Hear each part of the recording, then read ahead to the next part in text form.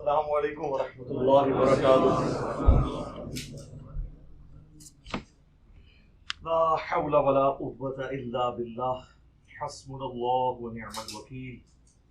یا حی یا قیوم برحمتک استغیث، لا الہ الا انت سبحانک انی کنت من الظالمین۔ اللہم صلی علی محمد وعلی آل محمد۔ علی بھائی ڈیٹیل سے جواب دیں۔ اچھا جی، کیا جی نماز میں ٹخنے ننگے رکھنا ضروری ہے؟ اگر کوئی صرف نماز کے دوران پینٹ فولڈ کرے یا شلوار کو اوپر کرے تو کیا ٹھیک ہے؟ اور اگر نماز کے دوران پینٹ فولڈ کرنا منع ہے، کیا یہ شدت پسندی ہے؟ دیکھیں، یہ جو ٹخنے ننگے کرنے کا مسئلہ ہے نا، ایٹ لیسٹ اہل سنت کے ہاں تو یہ متفقہ مسئلہ ہے کہ مرد کے لیے ٹخنے ننگے رکھنا سنت ہے۔ بخاری اور مسلم دونوں میں حدیث ہے کہ اللہ کے نبی صلی اللہ علیہ وآلہ وسلم نے فرمایا کہ جس کا کپڑا مرد کا ٹخنوں سے نیچے ہو تکبر کے طور پر تو وہ آگ میں ہے۔ اسی طریقے سے صحیح مسلم میں ایک حدیث ہے کہ اگلے زمانوں میں ایک شخص تھا جو اپنی تہمت کو گھسیٹ کر چل رہا تھا، تکبر کی وجہ سے اللہ نے اسے زمین میں دھنسا دیا اور وہ قیامت تک اسی حالت میں دھنستا رہے گا، والعیاذ باللہ تعالی۔ ایک اور حدیث ہے صحیح مسلم میں جس میں تکبر کے طور پر آزار بند کو، تہمت کو، شلوار کو یا پینٹ کو جو ٹخنوں سے نیچے لوگ رکھتے ہیں ان کے بارے میں وعید ہے کہ قیامت والے دن اللہ تعالیٰ ان کی طرف نظر رحمت نہیں فرمائے گا، والعیاذ باللہ تعالی، نہ ان سے کلام کرے گا۔ اس قسم کی کئی احادیث ہیں بخاری مسلم میں۔ آپ کو کمبائنڈ فارم میں مشکات کے اندر کتاب اللباس ایک چیپٹر ہے، اس کے اندر یہ ساری حدیثیں مل جائیں گی۔ اچھا، یہ جو ٹخنے ننگے کرنے والا ایشو ہے نا، اسپیسیفکلی نماز کے حوالے سے، تو اس میں ایک حدیث ہے جس کی صحت میں اختلاف ہے۔ سنن ابی داؤد میں حدیث ہے، مسند امام احمد میں ہے، اور کئی ایک کتابوں میں حدیث موجود ہے، اور میرے علم کی حد تک صرف شیخ البانی نے اس کے صحت کے اوپر کلام کیا ہے۔ باقی تو ہمارے جتنے محدثین ہیں دور حاضر میں، شیخ زبیلی زئی رحمہ اللہ تعالی، یا قدیم جو ہمارے علماء ہیں، امام حاکم، امام ذہبی، امام نووی، یہ سارے بڑے بڑے ائمہ اس حدیث کو صحیح مانتے ہیں کہ ایک شخص اس حال میں نماز پڑھنے کے لیے آیا کہ وضو کرنے کے بعد جب وہ نماز کے لیے آنے لگا تو اس کی تہمت ٹخنوں سے نیچے تھی، تو اللہ کے محبوب صلی اللہ علیہ وآلہ وسلم نے فرمایا کہ وضو دوبارہ کر کے آؤ، اور پھر ساتھ فرمایا کہ جس کا تہمت یا آزار ٹخنوں سے نیچے ہو اللہ تعالیٰ اس کی نماز قبول نہیں کرتا۔ یہ الفاظ ہیں۔ اب یہ بڑی سخت وعید ہے۔ اس میں جو زیادہ شدت سے اس حدیث سے رزلٹ نکالتے ہیں وہ تو یہ کہتے ہیں کہ ایسے شخص کا وضو بھی ٹوٹ جائے گا، لیکن یہ موقف جو ہے وہ شاذ ہے، یعنی اکا دکا لوگوں کا ہے، یہ کوئی ایگریڈ اپان موقف نہیں ہے۔ باقی لوگ کہتے ہیں کہ وضو توڑنے والی چیزوں میں یہ نہیں آتی، بلکہ یہ نبی صلی اللہ علیہ وآلہ وسلم نے تنبیہ کے طور پر، جیسے ہم کسی کو جب کوئی تھوڑی بہت سزا دینی ہو تو اٹھک بیٹھک کرواتے ہیں، اس لیے اس کا وضو دوبارہ کروایا۔ اور وہ کہتے ہیں کہ اگر یہ وضو ٹوٹتا ہوتا تو نبی علیہ السلام فرماتے کہ جس کا کپڑا ٹخنوں سے نیچے ہو اس کا وضو نہیں رہتا۔ آپ نے فرمایا کہ اس کی نماز نہیں ہوتی، تو اس کو نماز کی حد تک ہی رہنے دیں۔ وضو دوبارہ جو شخص کرے وہ بہتر ہے، اسے کروایا جائے تاکہ اسے اس کی سختی فیل ہو۔ نماز کے حوالے سے دیوبند بھی اور بریلوی بھی دونوں اس چیز کے قائل ہیں کہ ٹخنے ننگے ہونے چاہیے، سنت ہے۔ لیکن بریلویوں کا موقف یہ ہے کہ ٹخنے اگر ننگے نہ بھی ہوں نماز ہو جائے گی، مکروہ تنزیہی ہے، یعنی یہ چھوٹا مکروہ ہے جس پہ گناہ کا فتویٰ نہیں لگتا۔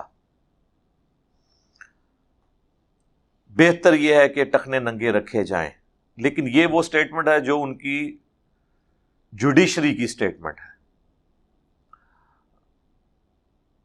پبلک کو جو انہوں نے کہانی کرائی ہوئی ہے نا، وہ یہ ہے کہ یہ ٹخنے ننگے رکھنا یہ وہابیوں کا طریقہ ہے، دیوبندیوں کا طریقہ ہے، بریلویوں نے یعنی یہ پٹی پڑھا دی. دیوبندی اور اہل حدیث دونوں کو کمبائنڈ طور پہ یہ وہابی کہتے ہیں. لیکن کتابوں میں یہی ہے کہ ٹخنے ننگے ہوں. خود الیاس قادری صاحب، یہ جو سبز پگڑی والی جماعت جو اب رنگ برنگی پگڑیوں میں کنورٹ ہو چکی ہے، ان کے جتنے ممبرز ہیں ان کو تاکید ہے کہ وہ ٹخنے ننگے رکھیں. میں خود بھی اس جماعت میں رہا ہوں. ہم لوگ اس زمانے میں بھی ٹخنے ننگے رکھتے تھے، لیکن عموماً جو بریلوی ہیں وہ ٹخنے ننگے نہیں رکھتے. کئی تو علماء بھی اسی حالت میں نماز پڑھا دیتے ہیں، اور وہ کہتے ہیں کہ جی افضلیت غیر افضلیت کا مسئلہ ہے. پھر ایک اور کہانی یہ بھی ان کو کرائی گئی ہے جو کسی حد تک درست تھی، لیکن اس کو امپلیمنٹ انہوں نے غلط کیا. صحیح بخاری میں حدیث ہے، مسلم میں بھی ہے، کہ نبی علیہ السلام نے نمازی کو کپڑے اور بال سمیٹنے سے منع کیا ہے کہ کوئی بالوں کا جوڑا کر کے نماز نہیں پڑھ سکتا. اگر کسی کے بہت گھنے بال ہیں نا تو ویسے وہ جوڑا کر کے رکھ سکتا ہے، لیکن نماز کے لیے اسے بالوں کو کھولنا ہوگا. اسی طریقے سے اگر اس نے کوئی آستین چڑھائی ہوئی ہے، اس کو بھی واپس کرنا ہوگا نارمل حالت میں.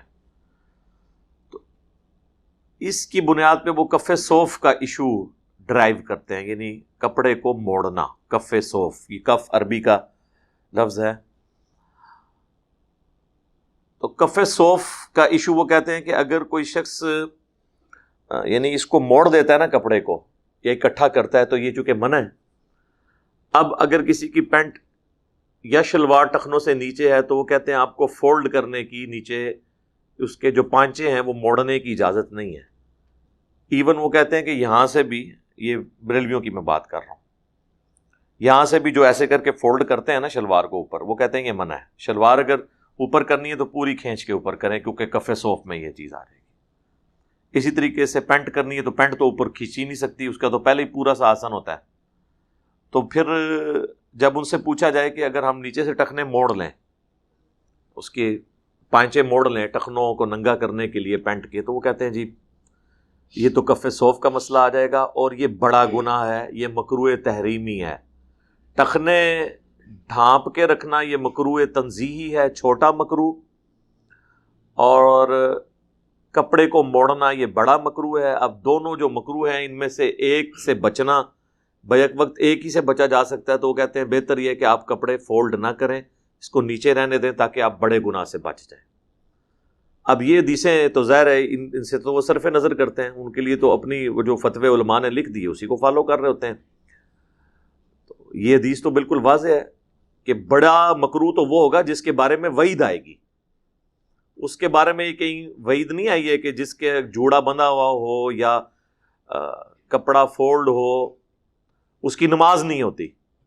صرف نبی علیہ السلام نے اس سے منع فرمایا. یعنی وہ آپ زیادہ یہ کہہ سکتے ہیں گناہ ہے یا ناپسندیدہ ہے. اب اس کیس میں تو اب آپ یہ نہیں کہیں گے، یہاں تو واضح ہے کہ نماز ہی نہیں ہوگی، لہٰذا انٹینسٹی اسی کی زیادہ ہے. لیکن اس وقت تو آپ کو پتہ ہے یہ جتنے بھی شرعی مسئلے ہیں نا یہ فرقوں نے گود لیے ہوئے ہیں. چھوٹا بچہ جس طرح گود میں لیتے ہیں، آپ کو پتہ ہے بچے کی کتنی حفاظت کرتا ہے انسان، تو یہ سارے فرقوں نے اپنے اپنے مسئلے گود میں لیے ہوئے ہیں. مثال کے طور پر اہل حدیث نے یہ مسئلہ گود لے لیا ہے کہ ہم نے ننگے سر نماز پڑھنی ہے، اور لوگوں کو بتانا ہے کہ مرد کی نماز ننگے سر ہو جاتی ہے. اور اگر ٹوپی بھی رکھنی ہے تو ہم نے اس کو ادھر رکھنا ہے اور بال آگے چھوڑنے ہیں تاکہ پتہ چلے کہ یہ اہل حدیث نے ٹوپی پہنی ہوئی ہے. اسی طریقے سے دیوبند نے، خصوصاً تبلیغی جماعت نے یہ مسئلہ گود لے لیا ہے کہ جو ہماری جماعت میں آئے گا نا وہ مونچھیں صاف کرے تاکہ یہ دور سے دیکھنے سے ہی پتہ چلے، اور ایک ٹوپی سخت والی پہنے، جالی والی ٹوپی نہ پہنے، سخت والی وائٹ کلر کی ٹوپی پہنے تاکہ پتہ چلے کہ یہ ہماری جماعت کا بندہ ہے. اور بریلوی جو ہیں وہ ان کا سارا زور پگڑی کے اوپر ہوگا. آپ دیکھیں ان کے علماء کتنی رنگ برنگی قسم کی پگڑیاں پہنیں گے. جبے، دستاریں اور اس قسم کی چیزیں. پھر آپ تقریر کے انداز دیکھیں، ان کے نام دیکھیں، مسجدوں کے نام دیکھیں، تو اس میں سے ہی آپ کو سمیل آ جائے گی یہ کس فرقے کی مسجد ہے، یہ کیا کرنے جا رہے ہیں. تو اس طرح سب مسئلے گود لیے ہیں. تو یہ ٹخنوں والا مسئلہ بھی چونکہ گود لے لیا اسپیسیفکلی اہل حدیث نے، کسی حد تک دیوبند نے، تو بریلویوں نے پھر اس سے صرف نظر کرنا شروع کر دیا. اب الٹا انہوں نے باقاعدہ شعر و شاعری کی ہوئی ہے. ستھن چھوٹی گردن موٹی، یعنی یہ تبلیغی جماعت والوں کے لیے انہوں نے ایک شعر بنایا ہوا ہے پنجاب میں نا. ستھن کہتے ہیں یعنی آزار بند کو، شلوار کو یا پینٹ کو، یہ چھوٹی، گردن موٹی یعنی یہ کھاتے بہت ہیں اس لیے ان کی گردن بہت موٹی ہے. ٹھیک ہے. گلج توا یعنی وہ توا، وہ آپ کو پتہ نا جب جماعت چلتی ہے تو وہ کھانے پینے والا سارا سامان بھی ساتھ ہوتا ہے. سر تے استرا یعنی سر پہ ٹنڈ کروائی ہوئی ہے. چک بسترا یعنی بسترا بھی اٹھاتے ہیں ساتھ. کراؤ ٹنڈ چلو رائے ونڈ.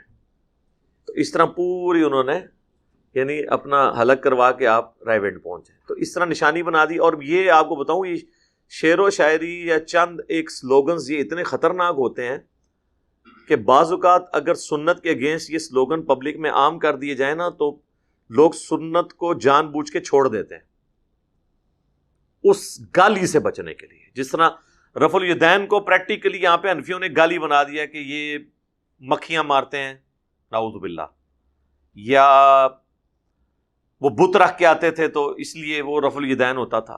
یعنی اتنا کنڈیم کریں اس چیز کو کہ لوگ شرمائیں. لیکن یہ میرے دنیا میں چھوڑے جانے سے پہلے کی باتیں ہیں.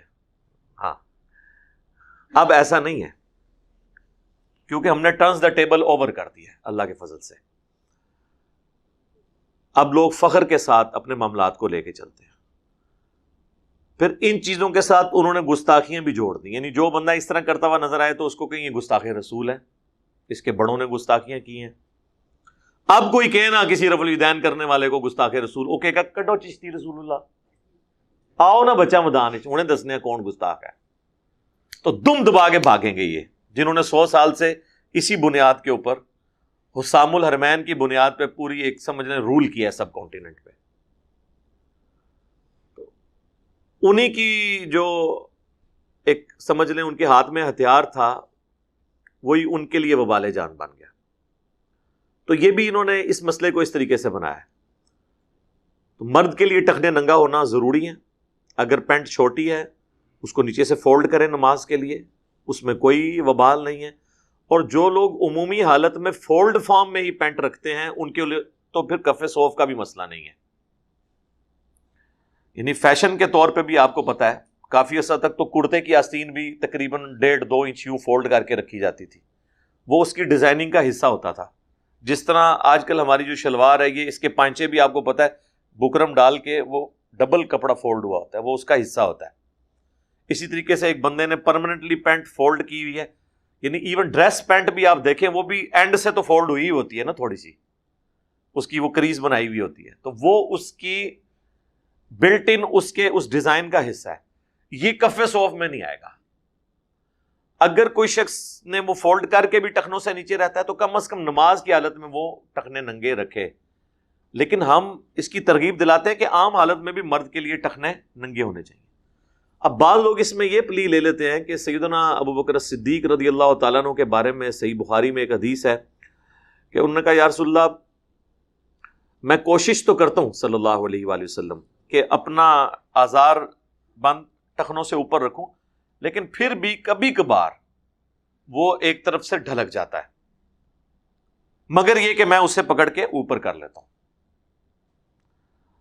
تو یعنی وہ جو چند سیکنڈز کے لیے بھی نیچے ڈھلکتا تھا وہ اس کو بھی اپنے لیے وبال سمجھتے تھے. تو میں اس کا کیا سولوشن کروں؟ اب اس کا یہ بھی سولوشن بڑا مشکل ہے کہ آزار بند کو بہت چھوٹی سلوا لی جائے کہ جا کے گھٹنے ہی ننگے ہونے شروع ہو جائیں. تو نبی الاسلام نے فرمایا کہ تم تکبر کے طور پر ایسا نہیں کرتے.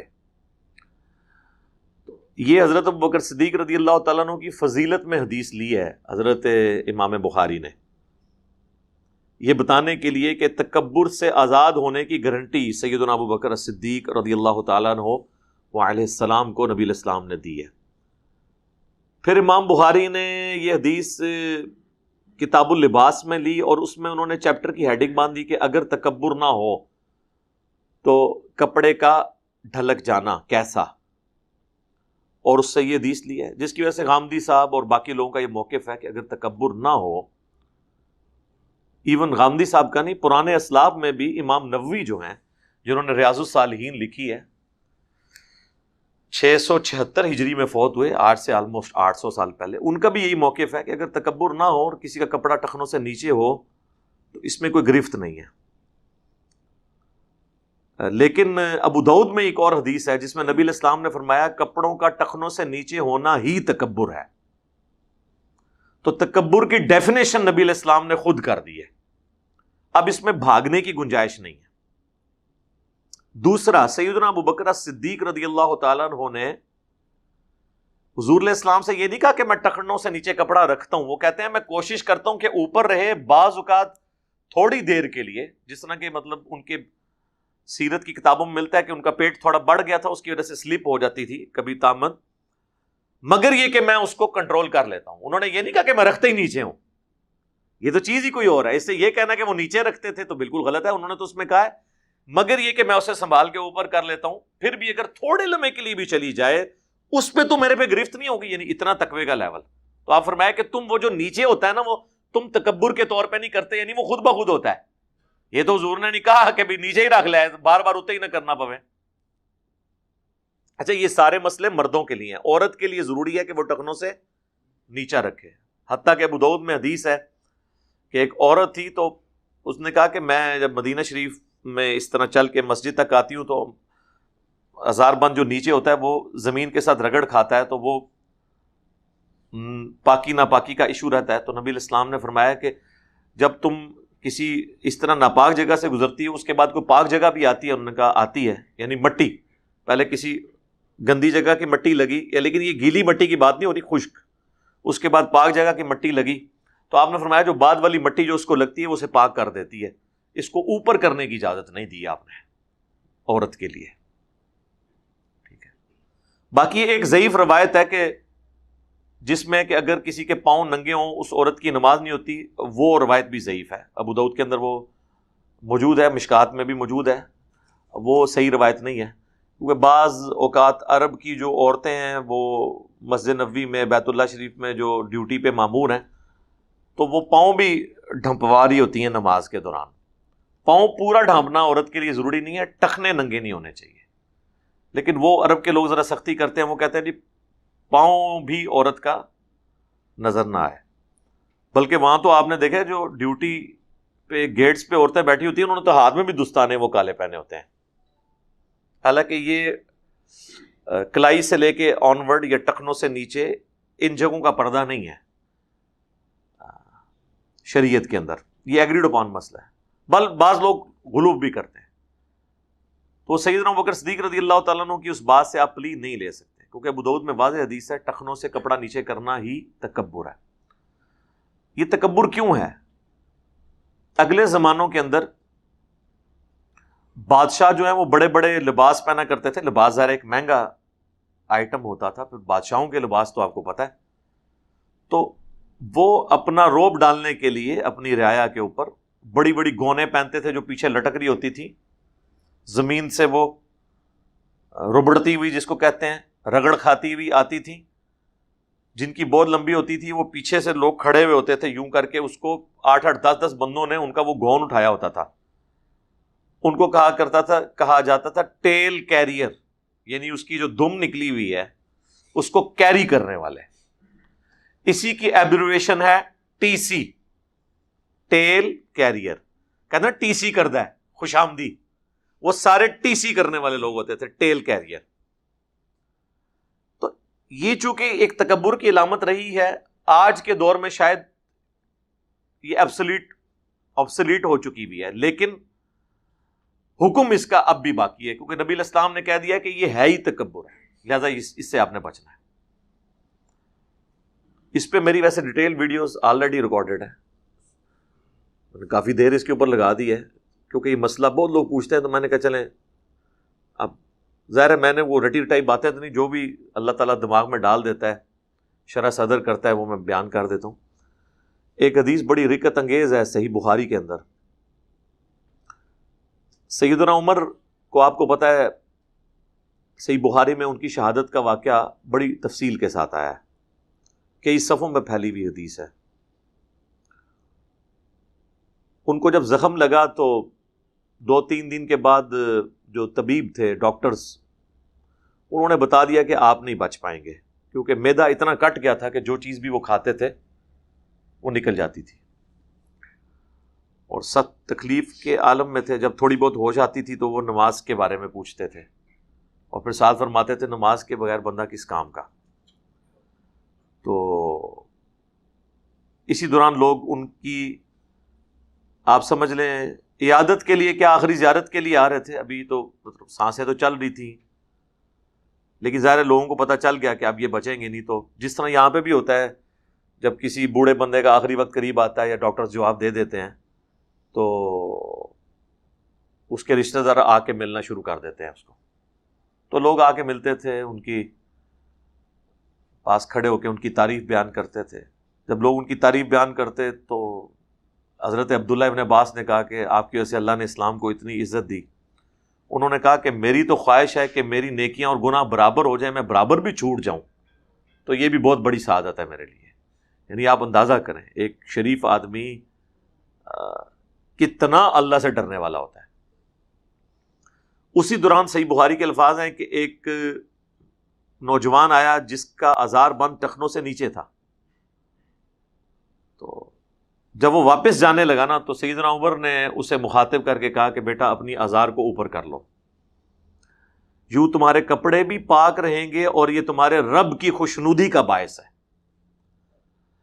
اب یہ ایشو اتنا کریٹیکل ہے کہ سیدنا عمر مرض الموت میں ہے، سخت تکلیف میں ہے، اس حالت میں بھی انہوں نے اس نوجوان کو اس معاملے پہ ٹوکا۔ اگر یہ ہلکا معاملہ ہوتا تو وہ جانے دیتے۔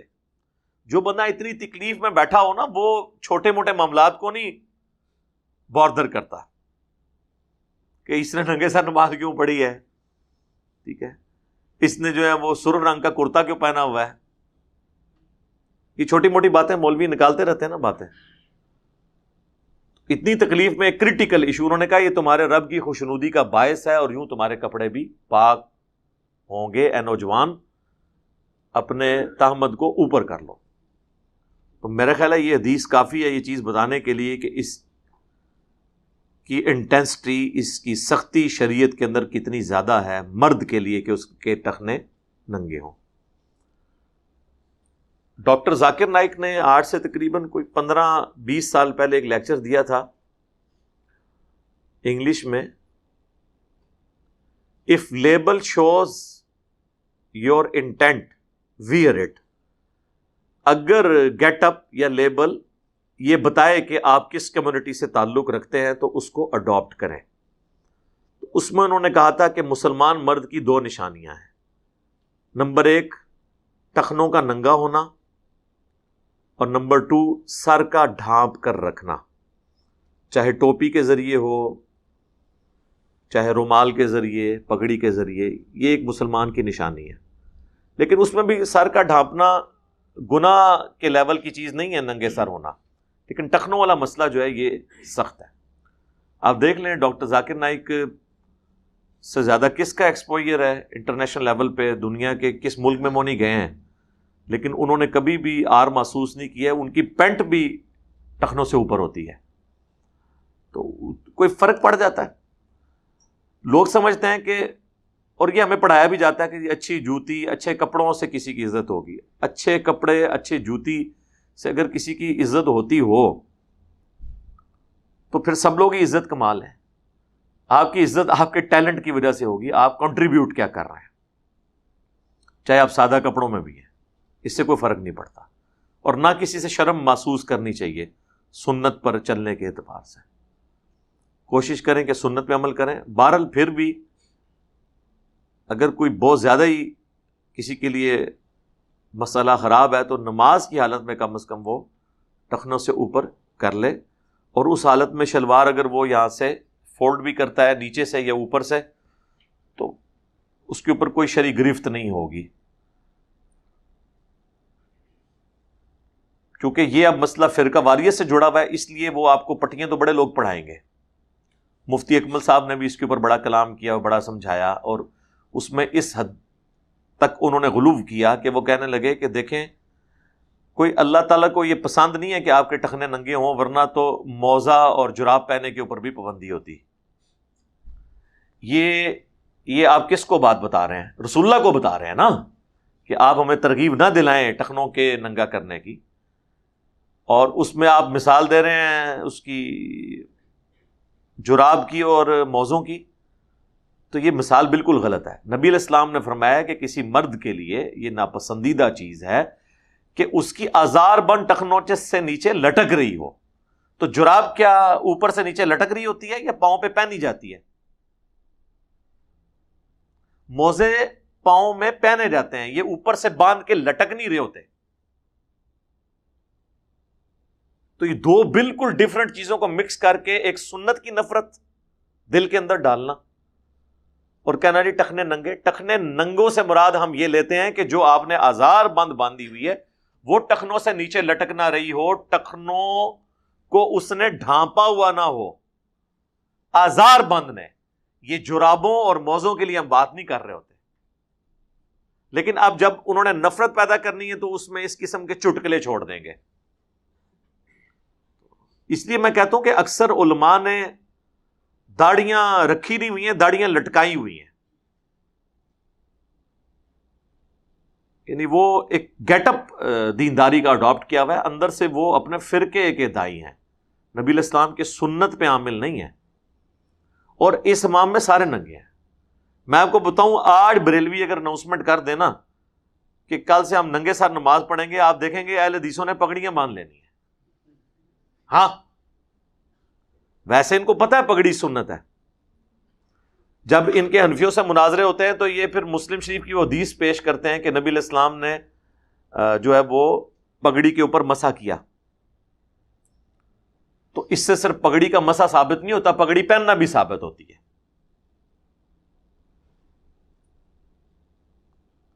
لیکن وہ میں ایک پاکستان لیول کے اہل حدیث عالم ہیں، مناظر ہیں، ان کو میں سن رہا تھا، وہ اپنی پبلک کو تقریر کرتے ہوئے کہتے ہیں ویکھو نا میں اگر ان پگڑی بننی ہوتی تو کہنا سی کو بریلوی آ گیا، ٹھیک ہے، یعنی وہ ان کو بتانا چاہ رہے تھے ایک نٹوریس چیز کے طور پہ کہ بھئی اپنی جو شناخت ہے نا، لال رومال یا جو آپ لوگوں کا گیٹ اپ ہے اس کو رکھا کریں، ورنہ دیکھیں اگر میں پگڑی باندھ کے آتا تو آپ نے مجھے گھسنے نہیں دینا تھا۔ تو یہ میسج دے رہے تھے پگڑی والا کوئی ہماری مسجد میں نہ گھسے، یہی رزلٹ اس میں سے نکلے گا نا۔ اب جب یہ باتیں کرتے ہیں کہتے ہیں کہ وہ جملہ جو بولا ہے اس میں یہ انہوں نے کوئی نہیں کہا تھا، جملے میں جو کچھ نہیں کہا ہوتا نا وہی تو ہم ایکسپلور کرتے ہیں، اور اسی سے دنیا میں چینج آئی ہے۔ وہ نہ کہنے میں نا قیامت مضمر ہوتی ہے، باتیں اشارتاً کی جاتی ہیں لیکن اس کے اندر سے جو چیز نکل رہی ہوتی ہے نا وہ بہت گہری ہوتی ہے۔ اور میں اکثر جب بھی کوئی حدیث واقعات بیان کرتا ہوں تو وہی پوائنٹ بیچ میں سے اجاگر کرتا ہوں تاکہ آپ لوگوں کے دماغ کھلیں اور آپ کو سمجھ آئے کہ کس لیول کا آپ کے ساتھ فراڈ کیا گیا۔ اللہم انی اسألک بانک انت اللہ لا الہ الا انت الاحد الصمد الذی لم یلد ولم یولد ولم یکن لہ کفوا احد وإلہکم الہ واحد لا الہ الا هو الرحمن الرحیم الف لام میم اللہ لا الہ الا هو الحی القیوم اللہم صلی علی محمد وعلی آل محمد ربنا آتنا فی الدنیا حسنہ وفی الآخرۃ حسنہ وقنا عذاب النار ربنا آتنا من لدنک رحمہ وہیئ لنا من امرنا رشدا لا الہ الا انت سبحانک انی کنت من الظالمین ربنا هب لنا من ازواجنا وذرياتنا قرة اعین وجعلنا للمتقین اماما اللهم اغفر لحینا ومیتنا وشاہدنا وغائبنا وصغیرنا وکبیرنا وذکرنا وانثانا اللہم من احییتہ منا فأحیہ علی الاسلام ومن توفیتہ منا فتوفہ علی الایمان۔ اے اللہ ہماری، ہمارے ماں باپ کی، ہمارے بیوی بچوں کی، پوری امت کی تمام دینی، دنیاوی، جسمانی، روحانی، ظاہری، باطنی پریشانیاں، تکلیف، مصیبتیں، دکھ، بیماریاں، دشواریاں دور فرما۔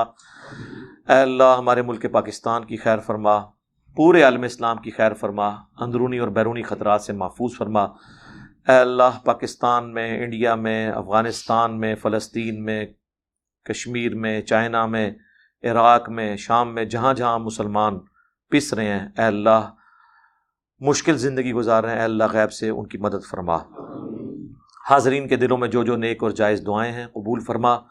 حاضرین کے جو بھی چھوٹے بڑے رشتہ دار فوت ہو چکے، اے اللہ ان کی مغفرت فرما۔ اے اللہ ہماری، ہمارے ماں باپ کی اور پوری امت کی، ہمارے بیوی بچوں کی تمام دلی جائز دعاؤں کو اپنی بارگاہ میں قبول و منظور فرما۔ اے اللہ جن جن بھلائیوں کا سوال تیرے محبوب علیہ السلام نے کیا، ہم تمام مسلمانوں کے حق میں ان چیزوں کو قبول و منظور فرما، اور جن جن چیزوں کے شر سے تیرے محبوب علیہ السلام نے تیری پناہ طلب کی، ہم تمام مسلمانوں کو ان چیزوں کے شر سے اپنی پناہ عطا فرما۔